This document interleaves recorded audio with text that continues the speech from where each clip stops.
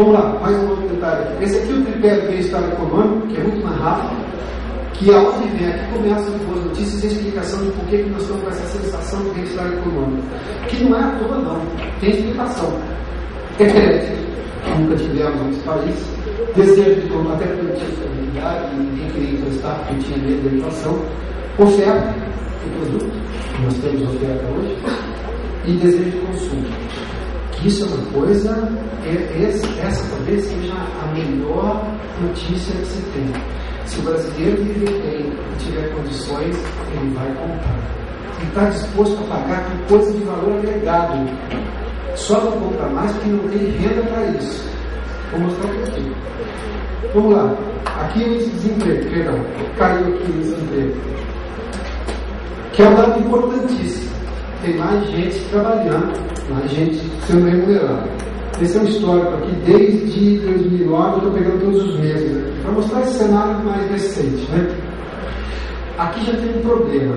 Eu tenho, na verdade, trabalhadores com carteira assinada 10 milhões. Quando eu olho para a população ocupada, tem 22 milhões. Ou seja, olha o tamanho da informalidade aqui. Informalidade no mercado de trabalho pode ser o camelô. É sim o camelô, mas não só o camelô. Informalidade do trabalho pode ser uma pequena empresa completamente informal, que de repente pode querer vender um sumo, alguma coisa, para qualquer cadeia produtiva desse país. Se está informal no que é básico de existência, com relação à preocupação sanitária, só pode imaginar que tipo de vigilância eles têm? Nenhuma. Ela não existe. Existe. A menos que o fiscal descubra e honestamente falar em multi ou feche a empresa, ela não existe. Se ela não existe, ela não vai ser cobrada. Quem vai ser cobrado? Quem está formalizado. Que vai ter, em algum momento, até para atender as exigências, faz bem atender as exigências, e colocar isso no preço. Negócio é negócio, tem custo, tem custo. Antes, se alguém me convidar para ir até lá, tem que falar assim, mas eu preciso de um carro. Quanto custa um carro, quanto custa o meu tempo? Isso tudo é custo. Tem que agregar. Agora, eu vou competir com o sujeito que está informal. O governo combate mal a informalidade no país. O governo combate mal o trabalho escravo. Eu mostrei os dados antes para mostrar isso daí.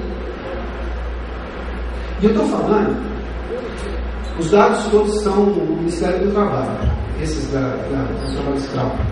Isso acontece em São Paulo. Os dados todos aqui são de São Paulo.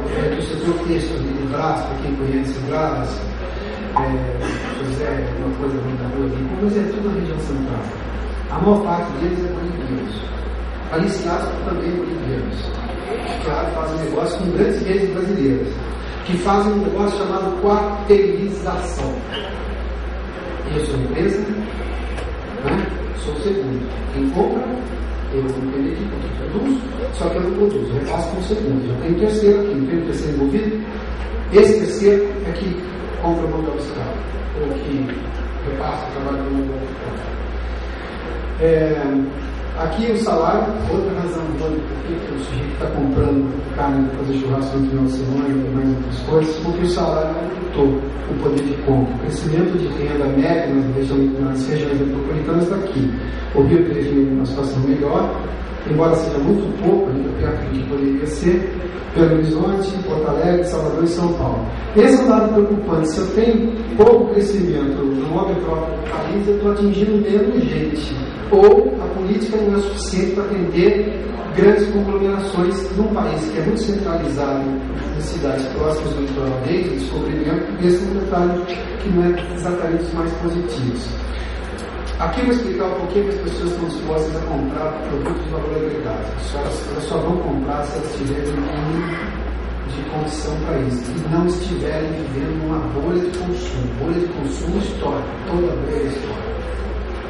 Veja só, ou vejam, por favor, 98 bilhões desse Natal, a estimativa que eles têm de gasto. A venda de televisores de tela fina, alguém duvida que aqui tem valor agregado? É altíssimo o valor agregado na televisão de tela fina. 3,6 milhões no primeiro semestre. Teve Copa do Mundo, é verdade. Bom, mas nem deu. E 82,7% no ano que teve de tudo. Eu estou querendo pagar muito mais caro por uma televisão do que eu quero essa televisão. De novo a questão, desejo de consumo. O Brasil é hoje uma dos paraísos para quem vende funcionar. Também outra coisa com alto poder de rotatividade, as pessoas trocam o celular com essa frequência e que custam caro. Aí o custo da corrupção, esse é o dado que nos incomoda.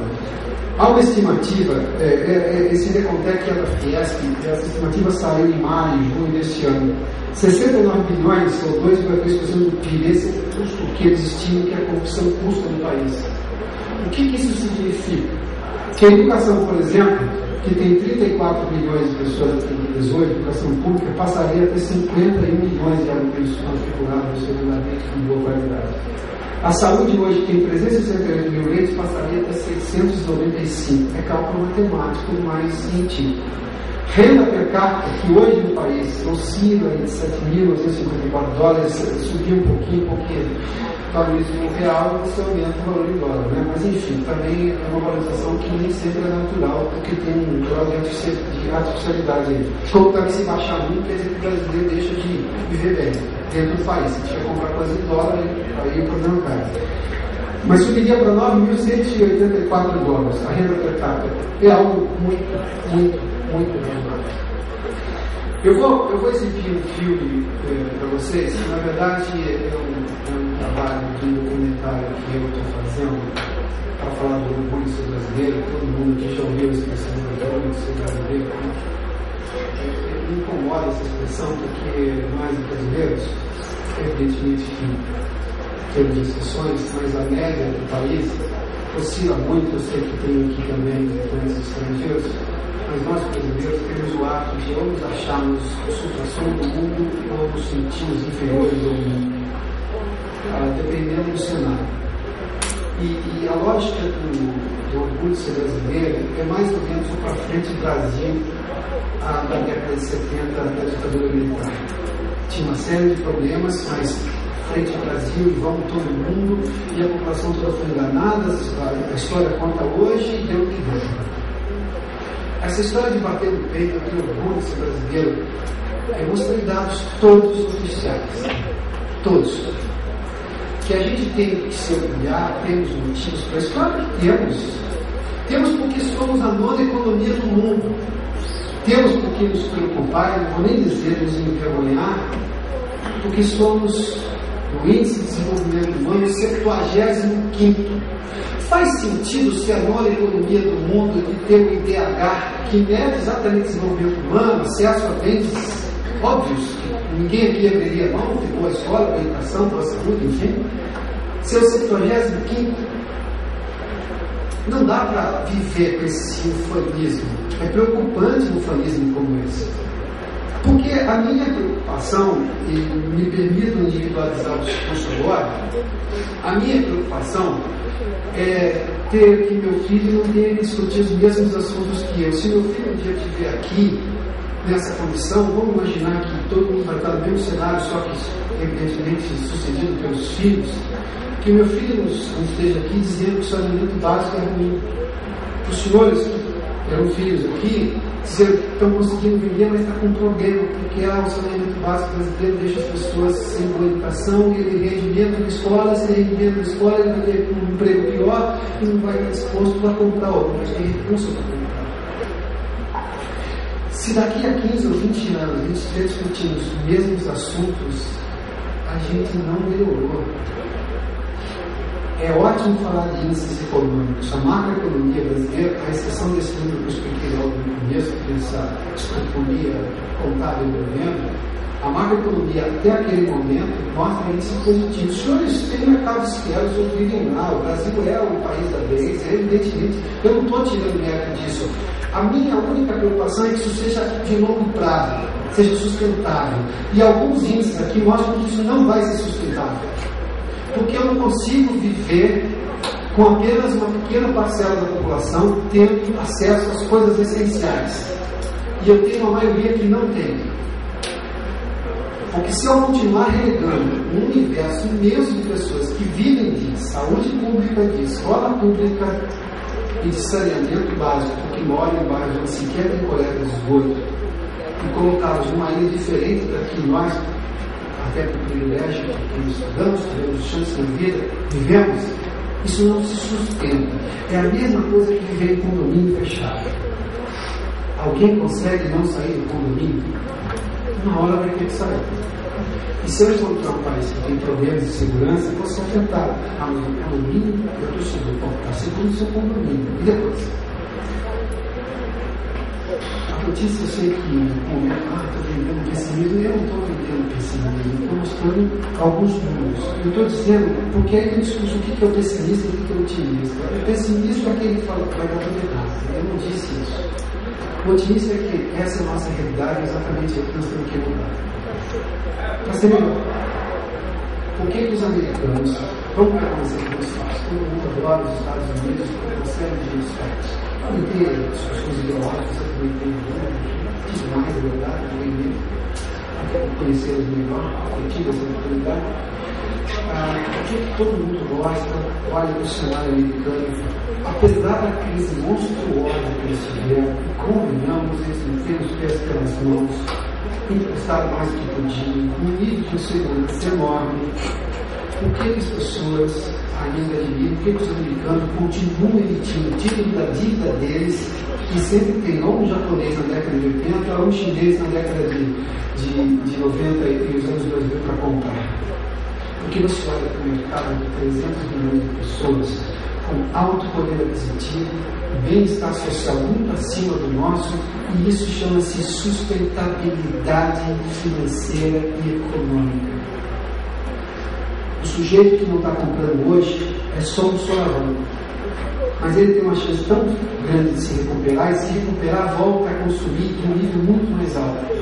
Porque ele não vai estar preocupado com algumas coisas básicas. Ele não tem que estar preocupado com saneamento, educação boa, etc. Percebe por onde caminha a história? Eu vou passar um vídeo. Esse vídeo é o que a gente chama de jornalismo de cinema, de um release eletrônico. Ao invés de eu mostrar escrever no papel a ideia, eu entendi também tudo isso, eu estou tentando viabilizar isso financeiramente, não é tão fácil, porque ele não vende ufanismo, vende uma discussão verdadeira desse país. Eu não vou abrir mão de honestidade intelectual. Se eu penso em determinada coisa, eu vou dizer determinada coisa. Porque as pessoas vão me julgar pelo que verdadeiramente eu penso. Não vou dizer o que a plateia quer ouvir. Normalmente se ouve essa atitude política, ninguém de forma política foi inventada. Esse vídeo mostra uma realidade de um documentário que tenta entender o Brasil. Particularmente, eu acho que nós não nos entendemos ainda como uma sociedade. Nós não somos um grupo.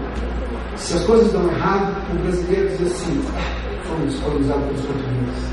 Também, o português colonizando isso aqui. Se as coisas dão errado, os americanos, acontece que eles fizeram uma coisa melhor que a gente. Eu não sou brasileiro, eu sou brasileiro italiano. Eu sou afrodescendente.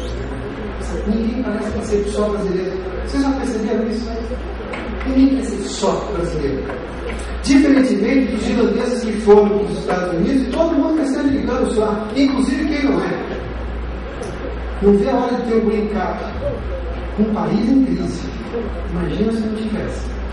Podemos mostrar o vídeo? É uma coisa muito rápida, deve ter 4 minutos, enfim, com uma trilha e uma narração, que é só para a gente tentar entender um pouco a nossa identidade brasileira. A identidade que vai ter no ano que vem o presidente ou o presidente, enfim, que vai ter um congresso, lamento dizer, bem complicado. Nós temos deputados e senadores eleitos que não necessariamente entendem o que vão fazer lá, mas pior que está, não fica, segundo. Pior que está, pode ficar assim. Sempre pode ficar pior. Como sempre pode melhorar, depende. Mas fica na conta o seguinte: alguém votou. O Tiririca, eu sei que boa parte se revolta com isso, não sou diferente. O Tiririca não chegou lá e caiu de um óleo. Alguém votou nele. Seja voto de protesto, seja voto por ignorância, seja voto por alienação, seja voto pela razão que for, mas ele foi escolhido. Alguém votou nele. Por que alguém votou nele? Difere tanto da minha lógica. Será que não tem a ver com esses índices todos que eu mostrei aqui, que alguém no começo da palestra, até com razão, falou que isso é o meu negócio. Acontece que o negócio nosso é ser brasileiros. Esse é o nosso negócio. É aqui que a gente vive. E é essa imagem que a gente tem para o mundo, se a gente for atuar em exportação.